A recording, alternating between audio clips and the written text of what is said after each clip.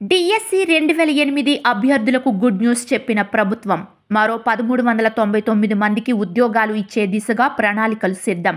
వారంలో పోస్టింగ్లు జరిగే అవకాశం. అయితే 2008 అభ్యర్థులకు పోస్టింగ్లు ఏ జిల్లాల్లో ఉండబోతున్నాయి? శాలరీ అప్డేట్పై ప్రభుత్వ స్పందన ఏంటి? తెలుసుకునే ముందు వీడియోని లైక్ చేసి మా ఛానల్ని సబ్స్క్రైబ్ చేసుకోండి. డిఎస్సి 2008 అభ్యర్థుల పట్ల సీఎం రేవంత్ నిర్ణయం సరైనదేనా? 1 అవును, 2 కాదు. మీ ఆన్సర్ని కామెంట్ బాక్స్లో కామెంట్ చేయండి. రాష్ట్ర వ్యాప్తంగా డిఎస్సి 2008 అభ్యర్థుల గుర్తింపు ప్రక్రియ పూర్తయింది. సుమారు 1400 మంది ఉద్యోగాలు చేయడానికి ముందుకొచ్చారు.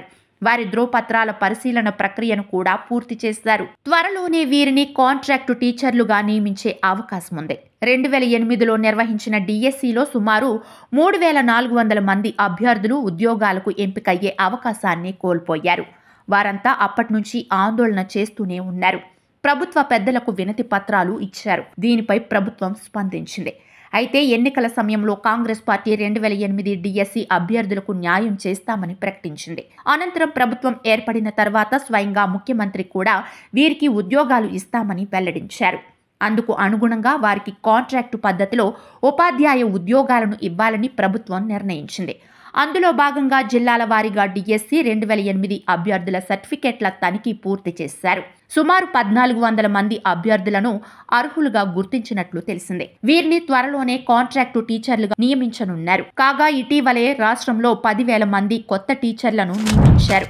దీంతో చాలా పాఠశాలల్లో విద్యార్థుల నిష్పత్తి కంటే ఉపాధ్యాయుల నిష్పత్తి ఎక్కువగా ఉంది. ఈ నేపథ్యంలో డిఎస్సి 2008 అభ్యర్థులను ఎలా సర్దుబాటు చేయాలనే అంశంపై అధికారులు కసరత్తు చేస్తున్నారు. పైగా కాంట్రాక్టు పద్ధతిలో నియమించే వీరికి చెల్లించే జీతాలు పరిమిత స్థాయిలో ఉంటాయి. అలాంటప్పుడు వారి సొంత ప్రాంతంలో కాకుండా ఇతర ప్రాంతాల్లో పోస్టింగులు ఇస్తే వారు వెళతారా అనే అంశంపైన కూడా అధికారులు ఆలోచిస్తున్నారు.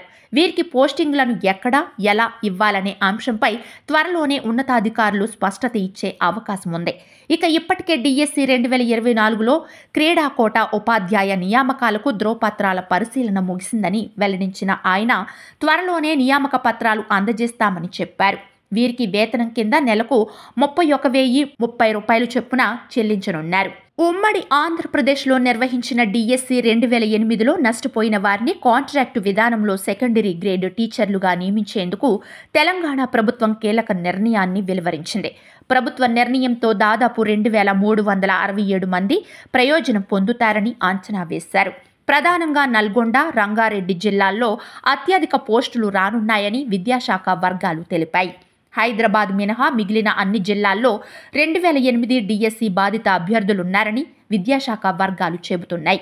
ఉమ్మడి ఏపీలో 2008లో డిఎస్సి నిర్వహించినప్పుడు 30% ఎస్జిటి పోస్టులను ప్రత్యేకంగా డిఈడి పూర్తి చేసిన వారికి ప్రభుత్వం కేటాయించింది.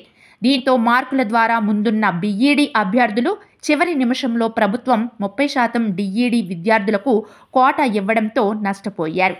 ప్రభుత్వ నిర్ణయంతో తమకు అన్యాయం జరిగిందని, తమకు ప్రభుత్వ ఉద్యోగాలు ఇవ్వాలంటూ నాటి నుంచి వారు పోరాటం చేస్తున్నారు.